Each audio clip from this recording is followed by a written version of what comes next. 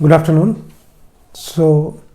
आज हम engineering drawing में नया टॉपिक स्टार्ट करेंगे जिसका नाम है लेटरिंग्स।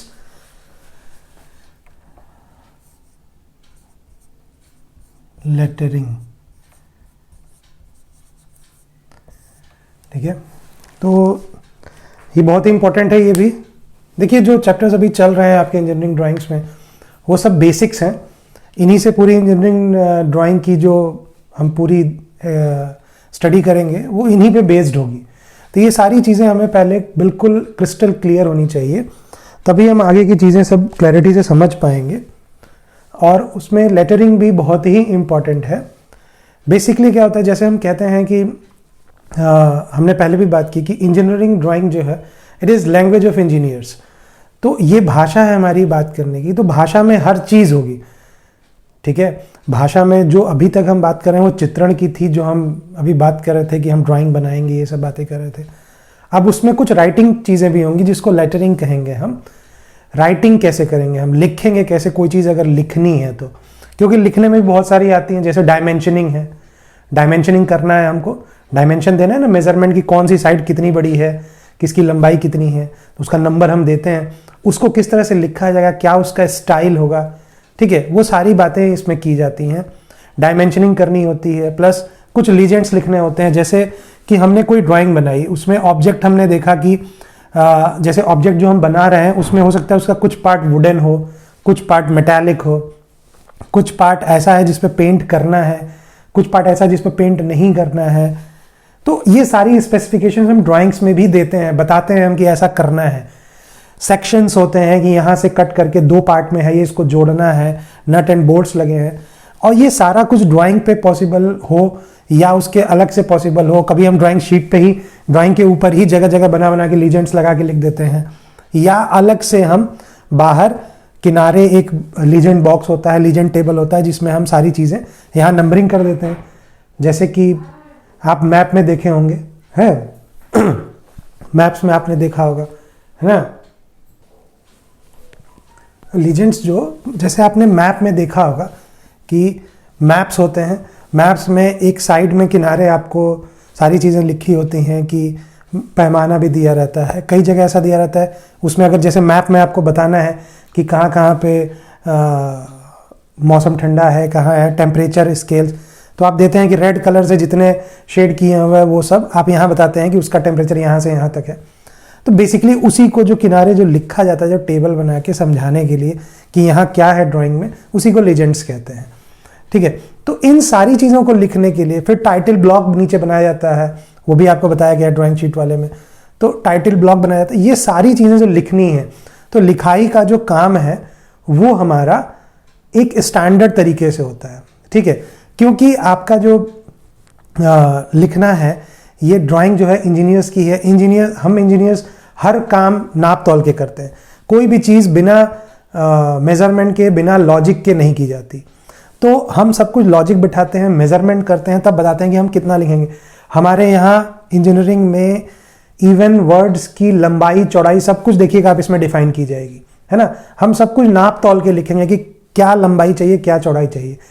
उससे क्या होता है कि एक स्टैंडर्डाइजेशन होता है सब जगह, और रिपीटेबिलिटी आती है उसमें। मतलब कोई आदमी भी उसको लिखेगा तो वैसा ही लिखेगा, बदलाव नहीं आएगा। तो किसी को पढ़ने में कोई दिक्कत नहीं होगी, किसी को कोई प्रॉब्लम नहीं आएगी उसको समझने में।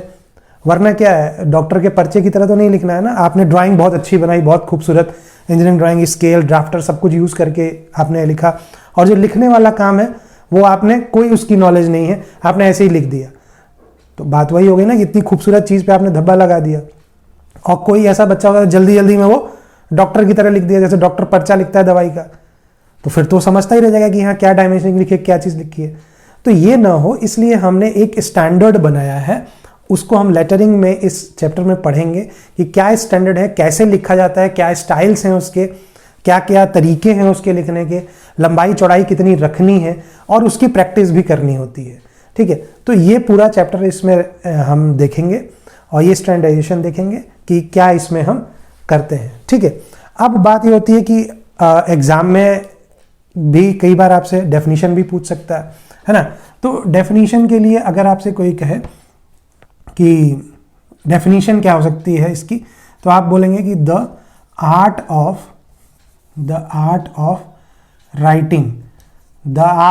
Writing alphabets the writing alphabets such as A, B, C से Z तक, हाँ, numerals like 1, 2, 3, 4 up to 0, ये इतने तरह के numerals होंगे, and some other alphabets clear, such as कुछ अदर अल्फ़ाबेट्स भी होते हैं जैसे alpha, beta, gamma etcetera. On drying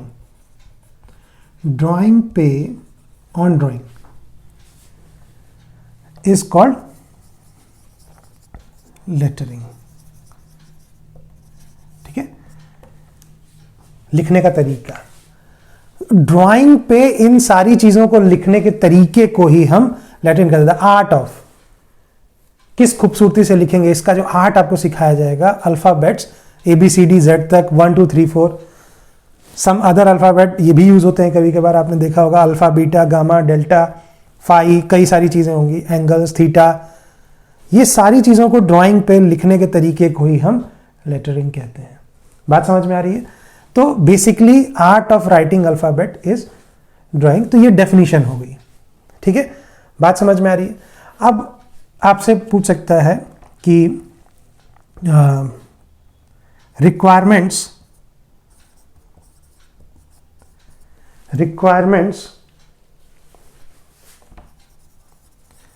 of a good lettering. एक अच्छी लेटर राइटिंग करने के लिए, एक अच्छी लेटरिंग राइटिंग स्किल अच्छी डेवलप करने के लिए क्या क्या चाहिए आपको, व्हाट आर द रिक्विर्ड साइट्स। ठीक है, तो इसमें जैसे लिखेंगे आप, पहली बात की है should have the knowledge of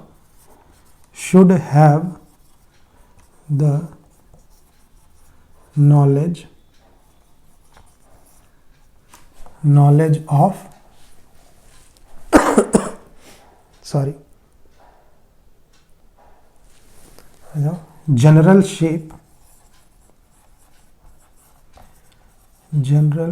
shape of alphabets,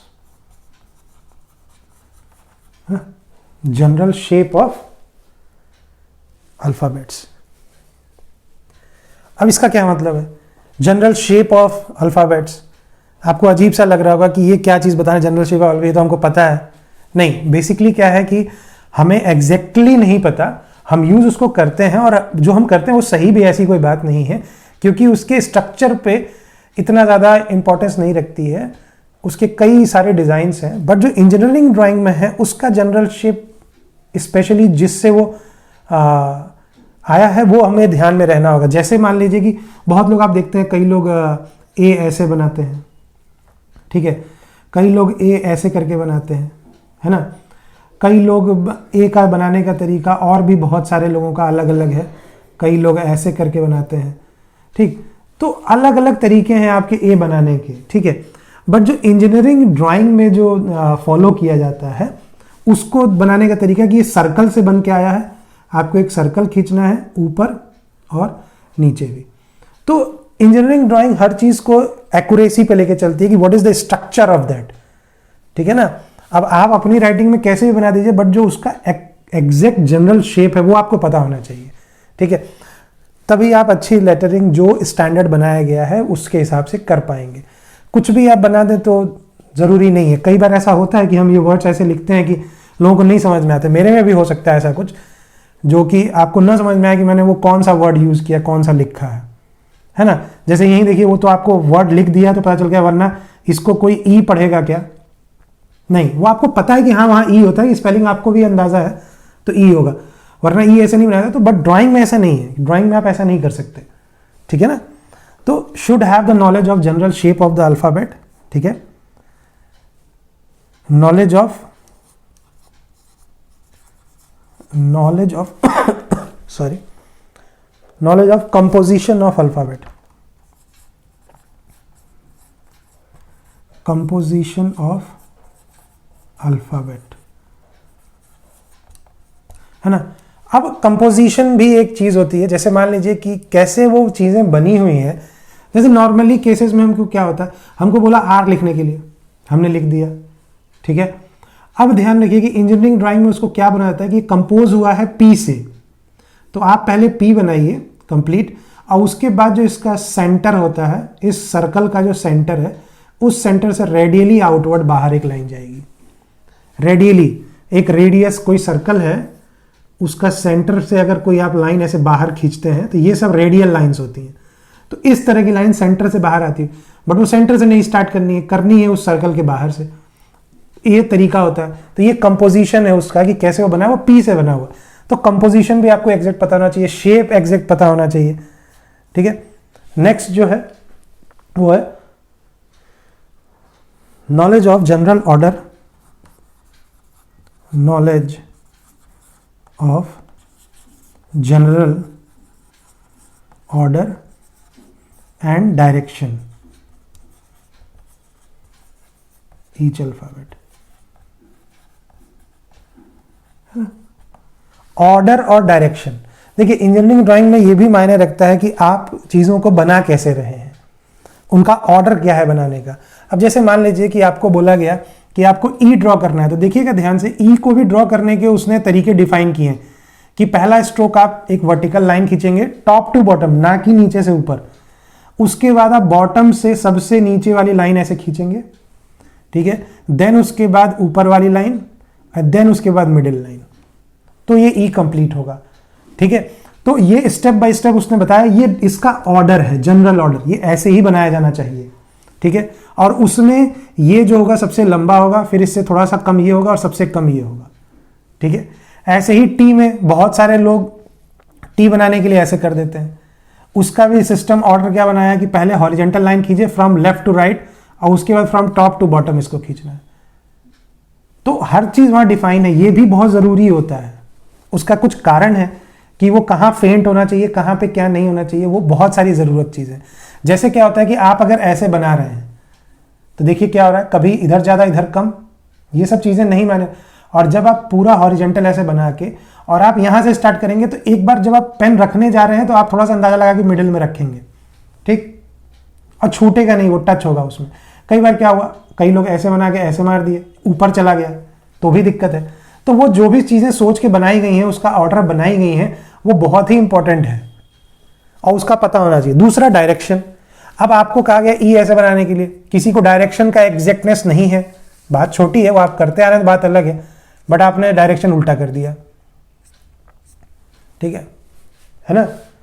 drawing में कई बार ऐसा होता है जल्दी में, जब हम कोई ऐसे बॉक्स है, कोई ड्राइंग बनी हुई है, उसमें हम यहाँ पे लिख रहे हैं, ठीक है, यहाँ कुछ लिख रहे हैं, और जब ये वाली साइड में लिखना रहता है तो कई बार डायरेक्शन उल्टा हो जाता है।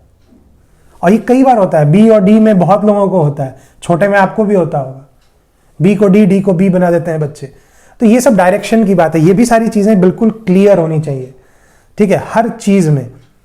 और वो सिर्फ अल्फाबेट्स में नहीं, सबके लिए, अल्फा बीटा गामा का तक भी आपको सब कुछ क्लियर होना चाहिए, ठीक है।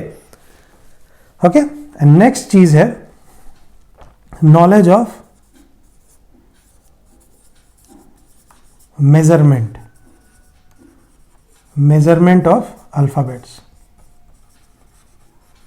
ठीक है ना। ये भी नॉलेज आपको होना चाहिए कि knowledge of measurement of alphabet, कि अल्फाबेट आपको कितना हाइट पे लिखना है, कितनी चौड़ाई लेनी है। जो मन में आया वो ले लेंगे तो नहीं चलेगा, है ना। आप क्या उसमें यूज कर रहे हैं, उसकी लंबाई चौड़ाई, वो सब कुछ डिफाइन है ना। इंजीनियर है ना, बताया अभी, नाप तौल के सब बनाएंगे। अब जैसे मान लीजिए कि आपको कहा गया आपने हाइट तो इतनी ले ली और चौड़ाई कितनी ली, अब पता चल रहा है कि कुछ थोड़ा सा और कम कर दीजिए, थोड़ा सा और कम कर दीजिए, तो पता ही नहीं चलेगा कि ए लिखा है क्या लिखा है, कंफ्यूजन हो सकता है। तो ये सारी चीजें डिफाइन है कि हाइट के साथ विड्थ कितनी होगी। हाइट अगर ली है आपने तो विड्थ भी आपको रखनी है कि साफ साफ क्लियर हो कि वो ए है ना। इसको बोलते हैं मेजरमेंट। तो ये मेजरमेंट, ये सारी बातें आपको बिल्कुल क्रिस्टल क्लियर होनी चाहिए। आपको लग रहा होगा कि ये सारी चीज़ें पता है, बट जब आप बनाने जाएंगे तो आपको लगेगा कि नहीं, बहुत सारी चीज़ें हमें नहीं पता है कैसे बनाई जाती हैं। इंजीनियरिंग ड्राइंग में उसका बिल्कुल ही अलग जो बेस है, बिल्कुल जहाँ से वो बना है वो अक्षर वहाँ से आएगा। तो वो सारी चीज़ें बताई जाती हैं और पता होती हैं। आप बुक में देखिए, कहीं भी देखिए, यहाँ भी बताया जाएगा, ठीक है ना। जैसे अभी बताया मैंने ई का, टी का, आर का, तो ये सारी चीज़ें धीरे धीरे जो इंपॉर्टेंट है वो बताते जाएंगे हम, ठीक है। तो अब आपको लग रहा हो कि क्या ये सब क्या आप करा रहे हैं, नहीं ऐसा नहीं है, ये सब इंपॉर्टेंट है, ध्यान रखिएगा। आप सोच रहे हो कि ये सब पता नहीं क्यों पढ़ा रहे हैं, इतना बेसिक क्यों दे रहे हैं, तो ये सब चीज़ें एग्जाम में पूछी जाती हैं। थ्योरेटिकल एग्जाम में ये क्वेश्चन आया हुआ है, requirements of a good lettering, यही 2 नंबर का क्वेश्चन आया हुआ है कि डिफाइन, दोनों आए हैं, define lettering and what are the requirements of a good lettering. तो क्या लिखेंगे आप कुछ भी अपने कॉमन सेंस से आंसर लिख सकते हैं, बट वही है कि एग्जैक्टनेस नहीं रहती है तो नंबर पूरे नहीं मिलते हैं, ठीक है। तो ये सब क्वेश्चन है, इसलिए बताया जा रहा है, ठीक है। तो इन सब बातों का ध्यान में रखना है। सब बातें अगर एक बार दिमाग में आ जाती हैं, कहीं कोई रटने वाली चीज़ नहीं है। अब यह कि एक बार आपने समझ लिया, तो अब अगर एग्जाम में आ गया तो आपको रटने के आंसर की जरूरत नहीं है, आप अपने आप से बना के आप लिख लेंगे, ठीक है ना। बट एक बार डिस्कस करना जरूरी है ना कि पॉइंट्स दिमाग में रहें, वरना कुछ भी लिख रहे हैं वहाँ पे। लिखने का तो आदमी कुछ भी लिख सकता है ना। आप लिख सकते हैं कि भाई जो लेटरिंग कर रहा है, जो राइटिंग लिख रहा है, वो पेंटर, उसका हाथ बहुत अच्छा होना चाहिए। नहीं भाई, इंजीनियरिंग ड्राइंग में माना ही नहीं जाता है कि हाथ बहुत अच्छा होना चाहिए, नहीं, उसको ड्राइंग नहीं बना रहा है वो, है ना। तो पॉइंट्स आपको एग्जैक्टली पता होने चाहिए, क्लियर। अब नेक्स्ट चीज़ हम देखते हैं, व्हाट इज द क्लासिफिकेशन। तो क्लासिफिकेशन कैसे किया जाता है वो देखते हैं। क्लासिफिकेशन, अब क्लासिफिकेशन में आप ध्यान रखिए कि लेटर्स को, जो तरीका है लेटर्स को लिखने का, लेटरिंग, उसको 2 तरीके से बेसिकली जो बांटा गया, वो 2 तरीके से बांटा गया। और उनके बांटने का जो आधार था, जो क्लासिफिकेशन करने का जो बेस था, वो था कि थिकनेस पे बेसिकली किया गया। अभी आप देखेंगे जो वर्ड थिकनेस का मतलब कि अगर आपकी ड्राइंग बहुत बड़ी है या बहुत दूर से देखी जा रही है, तो आपको ऑब्वियसली है कि आपको थोड़ा जो आपका लेटर है वो थोड़ा थिकर होना चाहिए कि दूर से विजिबल हो, है ना। बहुत पतला लिख देंगे, उसकी जो थिकनेस है लाइन की, वर्ड की, वो अगर बहुत कम है तो दूर से दिखाई नहीं देगा, ठीक है ना। तो थिकनेस के आधार पर उन्होंने, और ये BIS ने दिया आपको, तो उसमें 2 दिया आपको। ये पहला होता है टाइप ए दिया इस तरीके से, और टाइप B, ठीक है, कि एक ये तरीका है भाई लिखने का और एक ये तरीका है लिखने का, ठीक है। इनके फर्दर और भी बहुत सारे क्लासिफिकेशंस हैं, और इतने ज़्यादा क्लासिफिकेशन कर दिए गए हैं कि बहुत ज़्यादा है।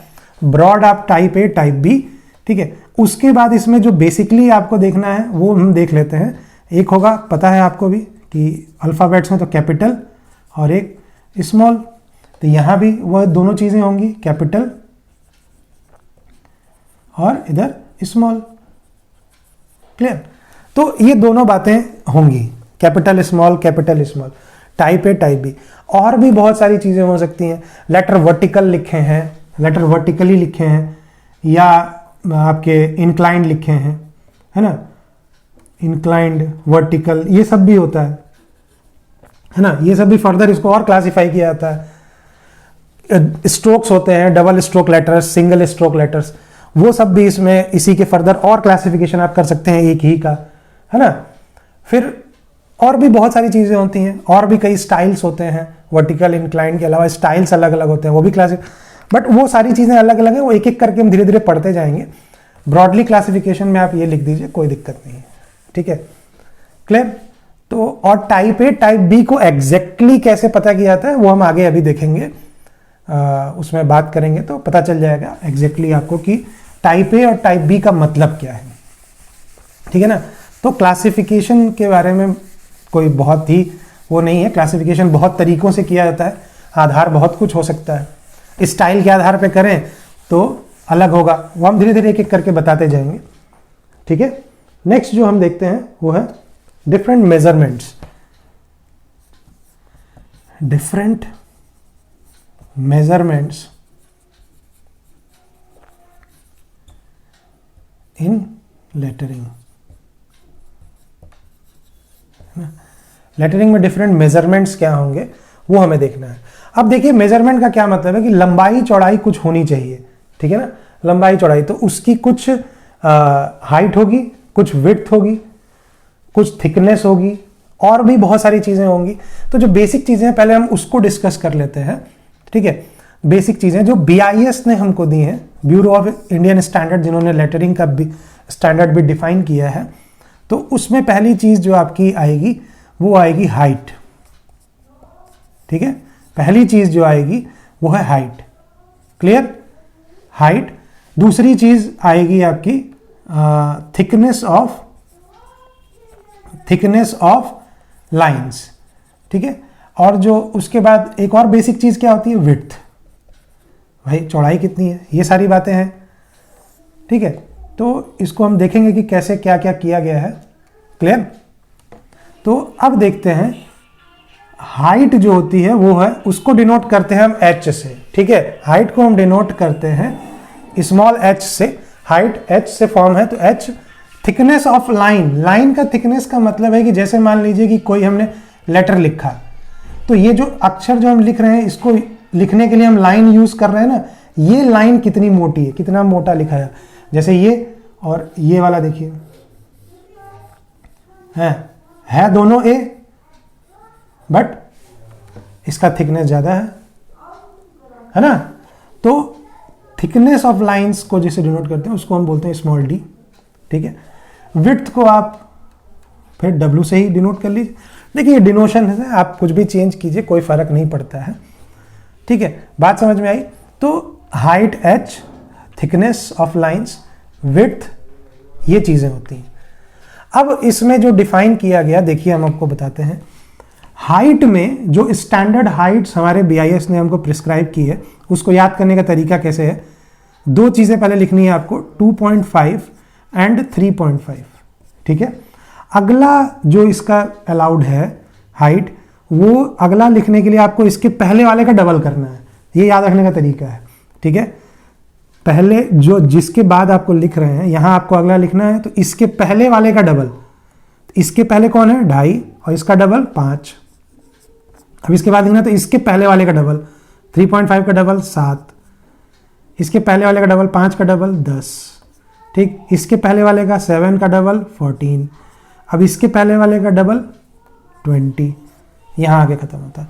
तो इतना आपको प्रिस्क्राइब किया गया, इतने डिफरेंट हाइट्स आपको प्रिस्क्राइब किए गए हैं, ठीक है। अब हाइट के अकॉर्डिंग, हाइट पे डिपेंड करके थिकनेस डिफाइन किया जाता है।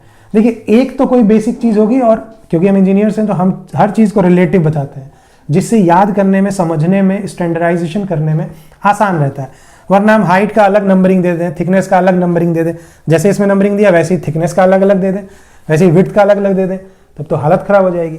तो हमने डिपेंडेंसी दिखा दी कि हाइट कितनी है तो थिकनेस कितनी होनी चाहिए, विड्थ कितनी होनी चाहिए। तो क्या होगा, इसी पे डिपेंड अगर सारी चीजें हैं तो वो अच्छी रहेंगी, ठीक है। तो अब डिपेंड कैसे होती है, थिकनेस दो डिफाइन की गई, दो तरह की थिकनेस को डिफाइन किया गया लिखने के लिए, और मैंने बताया था कि थिकनेस के अकॉर्डिंग पहला क्लासिफिकेशन किया गया है। तो पहला उसमें जो था वो है टाइप ए, ठीक है। टाइप ए की जो थिकनेस बताई गई वो बताई गई D is equal to, D से थिकनेस को डिफाइन कर रहे हैं, तो D is equal to H जो हाइट, जो भी हाइट आप यहां से सेलेक्ट कीजिए, H/14, ठीक है। H/14 जो है वो आपको देगा टाइप ए की थिकनेस। अगर टाइप ए में सारी लेटरिंग, जो भी आप ड्राइंग में लेटर्स लिख रहे हैं, जो राइटिंग वाला काम कर रहे हैं, वो सब कुछ अगर आप टाइप ए के अकॉर्डिंग कर रहे हैं, तो उसमें आप हाइट यहां से कोई सी भी ले लीजिए, उस हाइट के अकॉर्डिंग आपको देखना पड़ेगा कि थिकनेस कितनी लेनी है, और जितनी थिकनेस आएगी उतनी थिकनेस का आपको पेंसिल लेना पड़ेगा। उस थिकनेस की पेंसिल आप लीजिए और ड्राइंग बनाना चालू कर दीजिए। ये तरीका है करने का, बात समझ में आई। अब ऐसे ही अगर इसी को हम टाइप बी में कर रहे हैं, टाइप बी में कर रहे हैं, तो यहां जो डी का फॉर्मूला होता है, थिकनेस जो आती है वो होती है H/10, ये ध्यान रखना है, ठीक है। H/10 और H/14। तो सिंपल से आपको देख के भी पता चल रहा होगा कि थिकनेस के अकॉर्डिंग हमने इसको बाइफर्केट किया था, टाइप ए टाइप बी। अब ध्यान रखिएगा कि टाइप ए जिसमें H/14 होता है, टाइप बी जिसमें H/10 होता है, इसी को कहते हैं, जो अभी तक आपको नहीं पता था कि टाइप ए कैसे पहचानेंगे टाइप बी, तो ये तरीका है। H/10 जहाँ थिकनेस है वो टाइप बी है, H/14 टाइप ए थिकनेस है। अब देखिए आप इसको खुद देख के बता सकते हैं कि कौन सा ज़्यादा मोटा होगा, कौन से टाइप में हम अपनी राइटिंग का काम करेंगे ड्राइंग में जिसमें हमें थिकनेस ज़्यादा मिलेगी, ज़्यादा मोटा मिलेगा। कौन सा मिलेगा? बी ज़्यादा मोटा आएगा क्योंकि नीचे डिनोमिनेटर कम है। अगर मान लीजिए एच को हम सेम रख दें, कोई भी एक एच लें, मान लीजिए कौन सा लेंगे आप, 14 ले लीजिए, ठीक है। तो 14 अगर हमने उठाया तो 14 हाइट रख ली हमने वर्ड की हाइट हमारी जो है, ये हाइट जो हमने 14 रख ली। अब 14 पे हमको थिकनेस देखना है कि कितने मोटे पेन से लिखना पड़ेगा। तो थिकनेस पे जो है तो 14/14 1 आ जाएगा, यहाँ 14 लगा 14/14 1 आ जाएगा। तो 1 mm थिकनेस मिलेगी हमें टाइप ए में। बट अगर उसको यहाँ करें तो 14/10, 10 से किसी को भी डिवाइड करेंगे तो पॉइंट लग जाएगा 1.4। भाई 14/10 ये कितना आ जाएगा? 1.4 आ जाएगा ना। तो 1.4 mm, पहला वाला कितना रहा था? 1 mm, उससे ज़्यादा आ रहा है, मतलब टाइप बी में जो थिकनेस मिलती है वो ज़्यादा मिलती है। तो ये ज़्यादा थिकनेस के लिए यूज़ किया जाता है, ये कम थिकनेस के लिए। तो आपको ये भी अगर कोई पूछे कि टाइप ए टाइप बी हम कब यूज़ करते हैं, तो आप बता देंगे कि अगर हमें थिकनेस ज़्यादा चाहिए तो हम टाइप बी यूज़ करते हैं, थिकनेस कम चाहिए तो हम टाइप ए यूज़ करते हैं। क्लियर? कोई दिक्कत? अब देखिए होता क्या है कि वैसे तो अभी मैं टेबल आगे आपको बताऊंगा कि ये स्टैंडर्ड BIS ने जो दिया है ये सारी की सारी आप आराम से दोनों ही टाइप में यूज कर सकते हैं, कोई दिक्कत नहीं, मना नहीं है। But it is a good practice that कि आप वही हाइट यूज कीजिए टाइप ए के लिए जो टाइप ए के डिनोमिनेटर का मल्टीपल हो। जैसे 14 है तो आप इनमें से देखिए कि वो वाले हाइट आप यूज कीजिए। जैसे 3.5 आपने यूज किया, 7 यूज कर लेते हैं, 7 आपको जल्दी समझ में आ जाएगा। 7 आपने यूज किया, या कोई नहीं 3.5 भी लीजिए, 3.5 यूज किया तो 3.5 इससे आसानी से कट जाएगा, 7 से भी आसानी से कट जाएगा, 14 से भी कट जाएगा। बट अगर आपने 5 ले लिया तो देखिए 5 और इसमें जो डेसिमल में जो वैल्यू आएगी वो इतनी गड़बड़ आएगी कि आपको ये डी फिर मेजर करना, फिर उस पर पेंसिल देखना बड़ी दिक्कत हो जाएगी। ऐसे ही टाइप बी में भी है। टाइप बी में आप वो कीजिए जो 10 से मल्टीपल हो। 3.5 या 7 आपने ले लिया तो 7/10, फिर डेसिमल की प्रॉब्लम आएगी, है ना। तो उससे अच्छा है कि आप मल्टीपल लीजिए। तो इसमें जब आप बाइफर्केट कर रहे हैं तो टाइप ए के लिए आप कौन सा लेंगे? ए पे 14 है तो 3.5, 7 और 14, ये टाइप ए में आप यूज कीजिएगा। और टाइप बी में जब आप यूज कर रहे हैं तो आप 2.5, 5, 10 और 20 यूज कर लीजिए। बात समझ में आई? क्लियर? ठीक है। तो ये वाली चीज ये बी के लिए, ये ए के लिए। अब इसमें एक और सवाल यहां बनता है कि आपसे पूछा जाता है कि हम BIS स्टैंडर्ड के अकॉर्डिंग ड्राइंग में सबसे छोटे अक्षर की हाइट कितनी कम से कम हाइट हम ले सकते हैं लिखने के लिए? तो वो आपकी है 2.5। इट इज मिनिमम, है ना। ये मिनिमम हाइट है जो BIS ने हमको डिफाइन की है स्टैंडर्ड। तो इससे नीचे हम नहीं कर सकते हाइट ऑफ द लेटर, ठीक है। और मैक्सिमम हाइट अगर पूछे तो आप ध्यान रखिएगा मैक्सिमम जो हमें अलाउेबल है वो है 20 से ज़्यादा भी नहीं कर सकते क्योंकि इसके बाद हमें BIS ने नहीं दिया है। 20 मैक्सिमम हाइट होती है किसी भी लेटर की ड्राइंग में। ये मत सोचेगा कि अब पोस्टर और वो सब आप सोचने लगे कि वहाँ तो बहुत बड़े बड़े लेटर्स होते हैं, नहीं। ड्राइंग की बात हो रही है, जो इंजीनियरिंग ड्राइंग यूज होती है उसमें 20 ही मैक्सिमम है। 20 mm हाइट से बड़ा लेटर नहीं और 2.5 से मिनिमम छोटा लेटर नहीं यूज करते। बात समझ में आ रही है? अब आप देखिए यहाँ पे, अब देखिए कि क्या होगा। जैसे मान लीजिए कि आपने यहां से कोई भी लीजिए, 7 लीजिए तो 7/14, अगर आपने 7 ले लिया तो डी कितना आएगा? 7/14, 1/2, ये कितना आ जाएगा? 0.5 थिकनेस आ गई।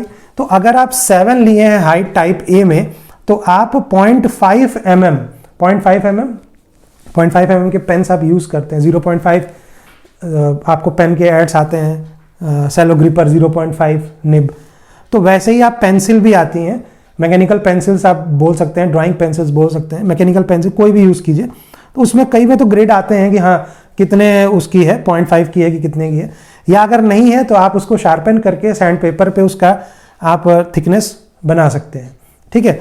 तो आप 0.5 का बना के या 0.5 के उससे आप यूज़ कीजिए। तो देखिए 7 अगर हाइट ली है तो थिकनेस कितनी आ गई? 0.5। ऐसे ही यहाँ भी कर सकते हैं, कोई बात नहीं है, ठीक है। अब आते हैं हम अगर विड्थ डिफाइन कर रहे हैं, ठीक है। अब देखिए हाइट और थिकनेस तो कोई दिक्कत नहीं है। जैसे मान लीजिए कि अगर आपको अलग अलग लेटर लिखने हैं, ए टू जेड सब लिखने हैं, सारे लेटर आपको यूज करने हैं ए टू जेड, तो क्या होगा, हाइट आप सबकी सेम रख सकते हैं, कोई दिक्कत नहीं है। जेड भाई A B C D E F G H सब कुछ आपने हाइट एक ही रख दी, कोई फर्क नहीं पड़ेगा, है हाइट जो है एच आपने एक ही रख दिया, कोई दिक्कत नहीं। बात समझ में आ रही है? बट और थिकनेस भी आपने एक रख दिया, ये जो मोटाई जिस पेंसिल से आप बना रहे हैं उसी पेंसिल से सारे लेटर को आपने लिख दिया, कोई फर्क नहीं पड़ेगा, कोई दिक्कत नहीं, बना सकते हैं, पॉसिबल है। बट विड्थ जो चौड़ाई है, चौड़ाई, अब देखिए चौड़ाई में, चौड़ाई देखिए 3 वर्ड्स हैं। अब इसमें देखिए आई की चौड़ाई, आई इंजीनियरिंग ड्राइंग में ऐसे नहीं लिखा जाता, ऐसे नहीं लिखा जाता, सिर्फ ऐसे एक डंडी खींच दी जाती है। तो अब आपने अगर ये लाइन ऐसे खींच दी तो इसकी थिकनेस सोचिए कितनी होगी, बहुत अलग है। ए की थिकनेस उससे ज्यादा है और डब्ल्यू की सबसे ज्यादा थिकनेस है ना, इन तीनों में सबसे ज्यादा डब्ल्यू है, उससे कम ए, उससे बहुत कम आई। तो अब थिकनेस आप सबकी सेम नहीं रख सकते। जैसे आपने एच एक बार चूज कर लिया तो एच आपके सारे अल्फाबेट और नंबर और अदर अल्फाबेट्स के लिए एक ही होगा, ठीक है। थिकनेस भी एक ड्राइंग में एक ही पूरा होगा, एक ही लेंगे आप। जैसे 7 आपने हाइट उठा ली तो अब सारे लेटर 7 हाइट पे ही आप लिखेंगे और थिकनेस आप उसकी 0.5 रखेंगे। बट विड्थ तो आप नहीं कर सकते ना भाई, आप फिक्स कर ही नहीं सकते, क्योंकि सब लेटर अपने आप में उनका डिजाइन ही अलग है और डिजाइन मेनली विड्थ पे ही डिपेंड करता है।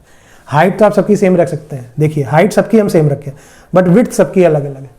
विड्थ बोलते हैं, जैसे ये तो आपकी हाइट हो गई, विड्थ हो गई ये जो डिस्टेंस है ये आपकी विड्थ हो गई। तो अब देखिए सबकी विड्थ अलग अलग है, दिख भी रहा है आपको। इसकी विड्थ तो मतलब समझ लीजिए कि कुछ है ही नहीं, लगभग एक लाइन की विड्थ है।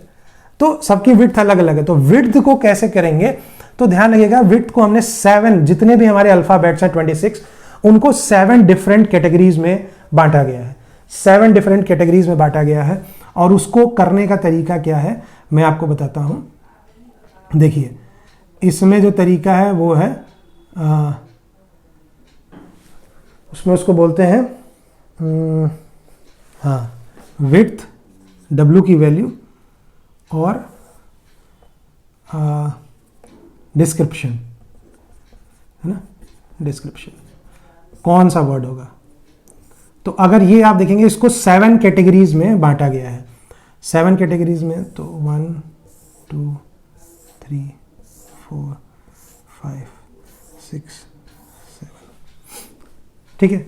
तो 7 में देखिए 1D 5D 6D 7D 8D 9D और 12D, ठीक है। ऐसे ही आपको भी याद रखना है 1D 5D 6D 7D 8D 9D 12D, तो मतलब 1 5 6 7 8 9 12, ठीक है।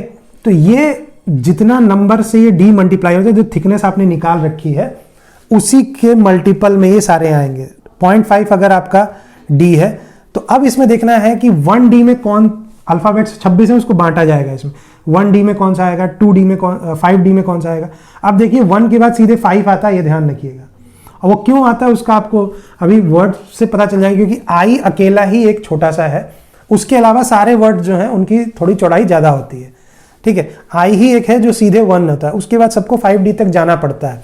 अब 5D का मतलब 5 × 25 2.5 तो 3 लेते हैं हम उसको, तो उसमें ध्यान रखिएगा। तो 1D में तो सिर्फ अकेला अक्षर है आई, तो मैं सिर्फ आई को ऐसे ही बना रहा हूं, इसको ध्यान रखिएगा, ब्रैकेट में लिख दे रहा हूं ये आई है, ठीक है, जिससे आपको पता चल जाएगा कि क्या है।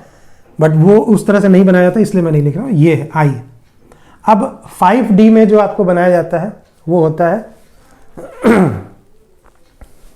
JL, J और L, ये 5D में जाते हैं। उसके बाद आते हैं 6D में C, E और F, ठीक।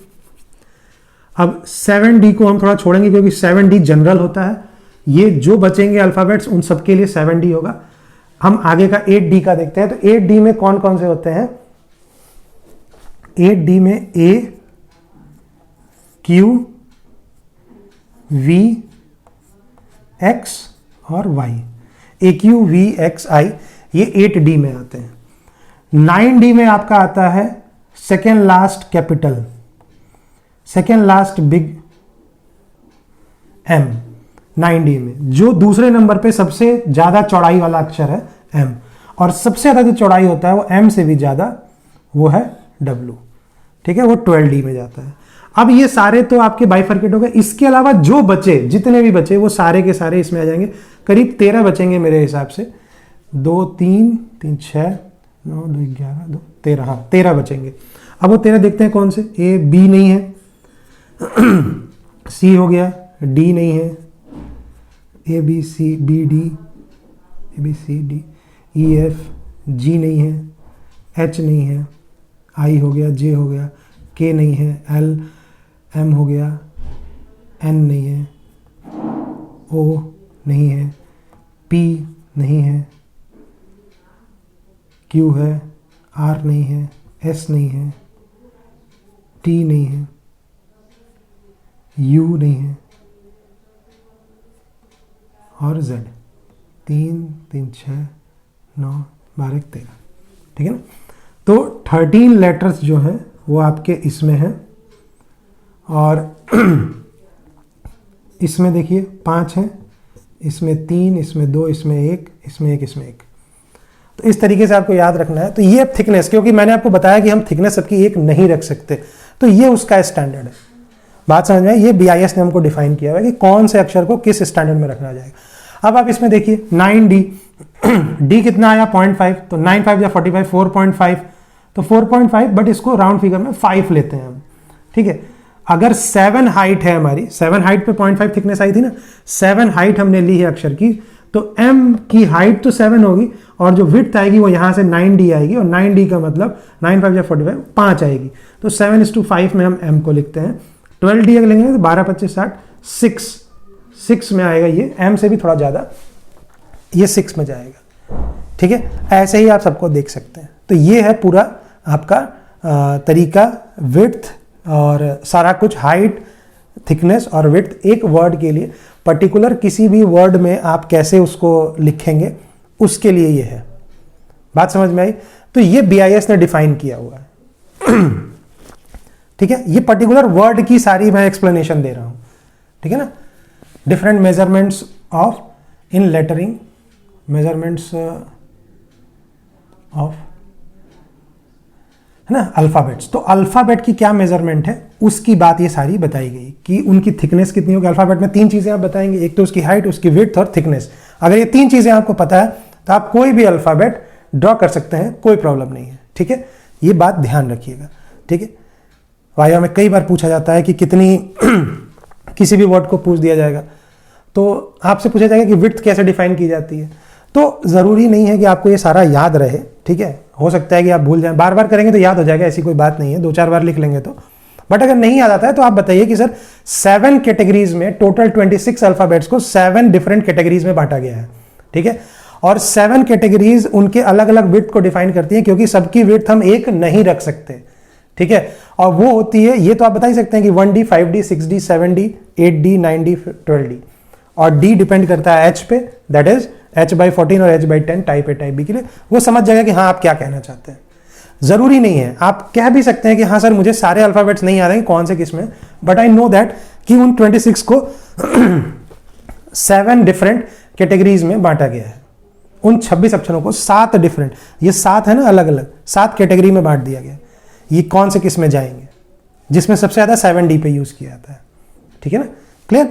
तो इस तरीके से आप बता सकते हैं, जरूरी नहीं है कि आपको पूरा याद रहे। याद है तो बहुत अच्छी बात है, बहुत अच्छे हैं आप, आगे काम आएगा इंडस्ट्रीज में, क्योंकि इंडस्ट्री में तो यही फॉलो होता है, क्लियर। चलिए, तो ये था आपका कि कैसे लेटर्स जो हैं उनकी सारी चीजें कैसे आपकी साइज कैसे डिफाइन की जाती है। ये तीनों चीजें अगर आपको पता है तो आप एक लेटर ड्रॉ कर सकते हैं, कोई प्रॉब्लम नहीं है, क्लियर। ओके।